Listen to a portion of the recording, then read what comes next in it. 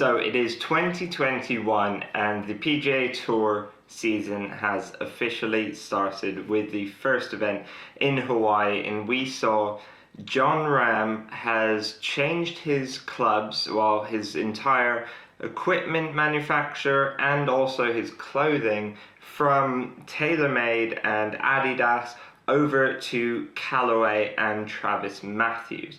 And today we are taking a look at what's in the bag for Jon Rahm with his new Callaway gear, and also why he's made this switch, because there are some very interesting reasons why tour players make these switches, which I'm going to be letting you in on in a few minutes. But first, let's dive in and let's take a look at what clubs Jon Rahm is using this week in Hawaii.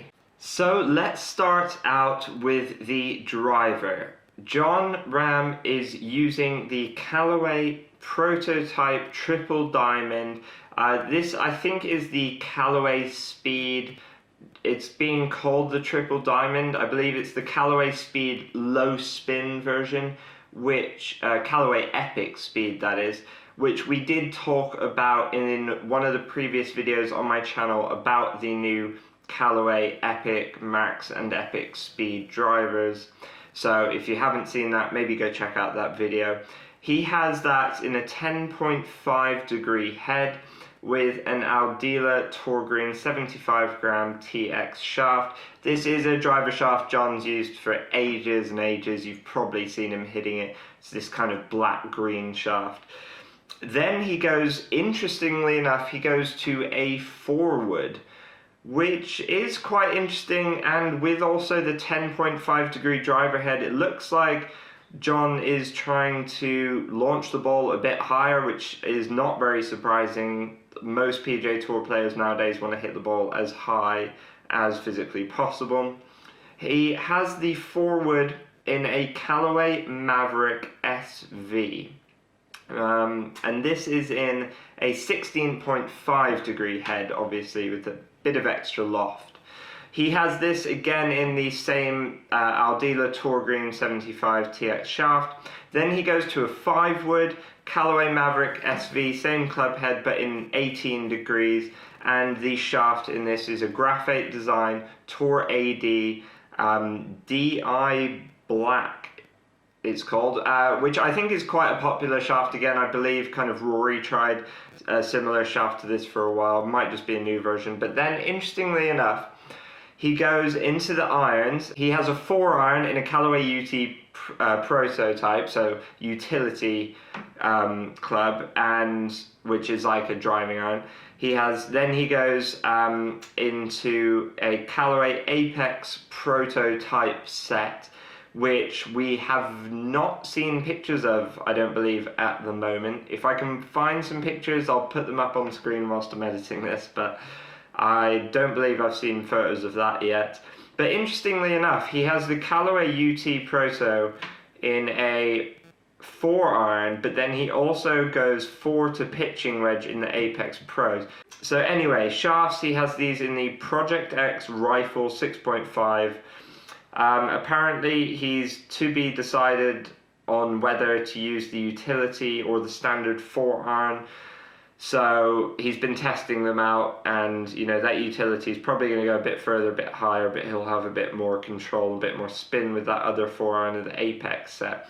Then wedges, he goes Callaway Jaws Forged Japan style. So this is kind of a limited edition Japan style wedges, but apparently I'm not sure if those are in the bag this week. I think he's still been tinkering with those a little bit.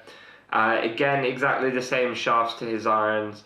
And then, interestingly enough, he's kept the same putter for the moment with a TaylorMade Spider X.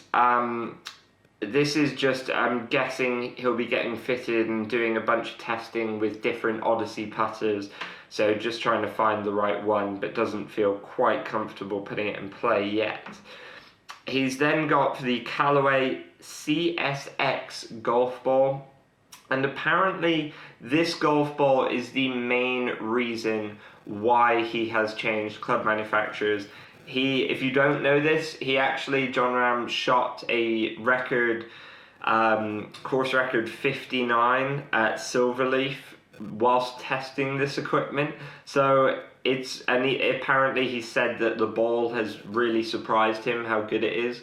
I have yet to test this golf ball, so maybe watch out for it in 2021. It looks like it could be a great ball to test if John's having such good experience with it. Apparently it's faster off the driver face, he's found, and launches lower and spins more with his wedges. So what's not to love about that? But let's dive into what else you need to know about Jon Rahm switching from TaylorMade to Callaway and why this potentially has happened.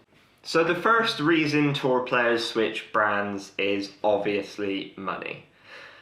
Every single year, or every few years, depending how long your contract is, you are renegotiating with different brands. Their managers handle all of this for them, and most players nowadays, with all the brands being able to offer such good equipment, most players, it is really down to the money side of things. You know, if someone's offering you $5 million a year more to play some different irons or a different ball, you're probably going to take it. Because at the end of the day, it's very unlikely, as long as you feel comfortable that that piece of technology is not going to affect your game, why wouldn't you? So that is the main reason why tour players switch. And Jon Rahm, we have seen him rising up through the ranks, and he had a great 2020 and a really good year.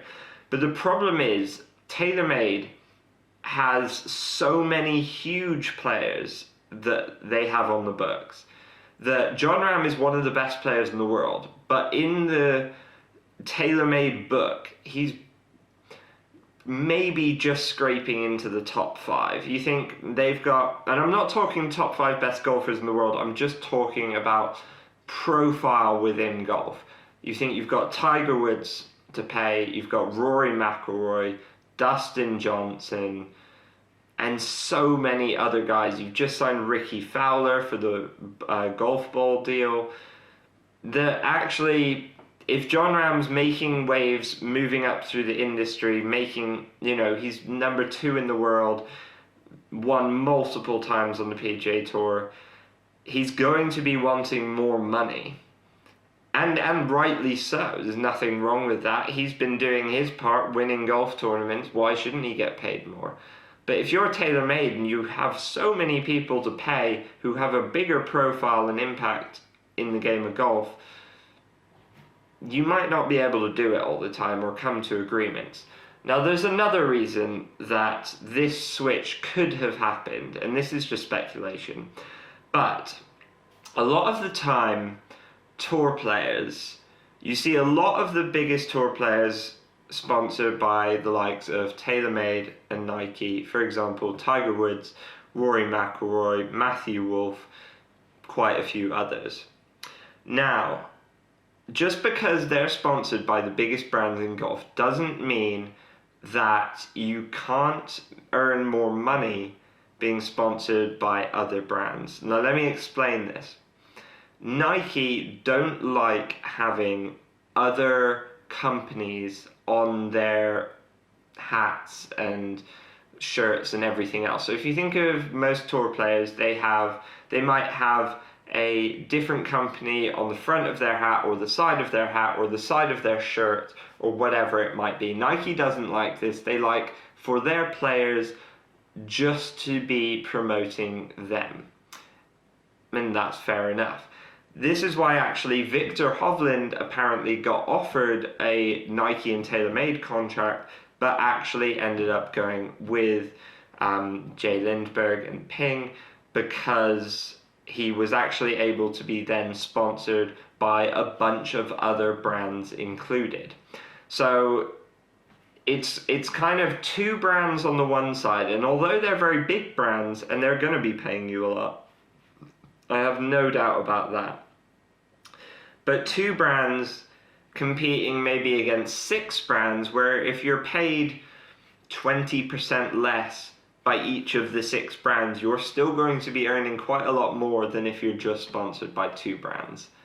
And the fact is that no one really knows what's going to happen in the game of golf. You could get an injury, you could be out for months, you could be out for years, you could just stop playing well, or, you know, have a run of bad form and then your sponsors no longer want you. So whilst you are negotiating with sponsors and at the peak of your game, you have to be fairly ruthless and you have to really think, I have to cash in whilst I'm of value, you know, and that's absolutely 100% fair enough.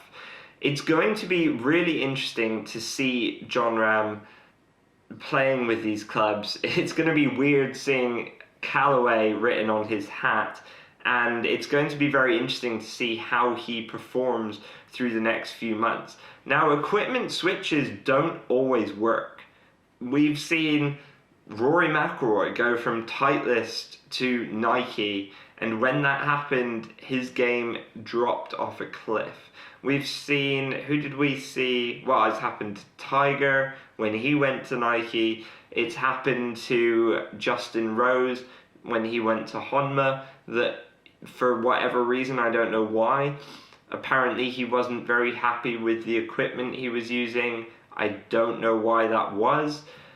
And it was a lot of money he was being paid too, and he ended up having to pull out of that contract for whatever reason and go back to some different equipment. So these things don't always work out. Golf is a game of small margins, and, you know, equipment, golf ball, golf clubs can make a difference, but in the modern game of golf, with all these equipment manufacturers being so good, at that level, you would kind of think they'd be able to get you pretty dialed in to whatever equipment is available. I think the main difference is golf ball. Golf ball isn't something which they can tinker with. They can't make adjustments to your golf ball. This is our golf ball selection, 2, 3, 4 balls. You have to pick between those 2, 3, 4 balls. You can't add weight, add spin, you know, like you can with a driver. So let me know, what do you guys think? Is this a good decision for Jon Rahm? Is it going to benefit him? It will be really interesting. I'm so excited for this season. Thanks for watching this video, guys. I really do appreciate it. Make sure you give it a like, hit that subscribe button as well. And as always, guys, I'll see you in the next one. Grip it and rip it.